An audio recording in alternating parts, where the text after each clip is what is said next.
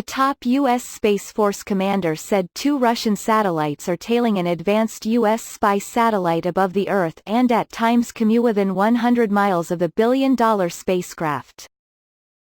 General John J. Raymond told Time magazine that the Russian satellite was launched in November and called its movements unusual and disturbing. It has the potential to create a dangerous situation in space, he said, while other experts expressed concerns about what Moscow may be able to learn from close-up photos of spacecraft.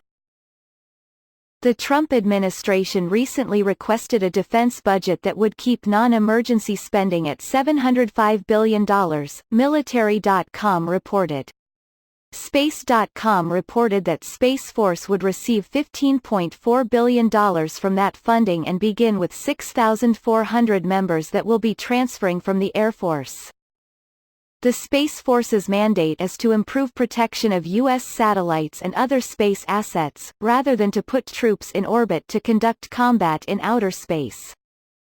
Trump originally wanted a Space Force that was separate but equal to the Army, Navy and Air Force, but instead, Congress made it part of the Department of the Air Force. The Time magazine report illustrates an almost sci-fi case of alleged space espionage.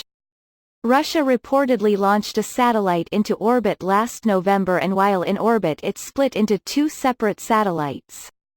One expert compared it to a Russian nesting doll.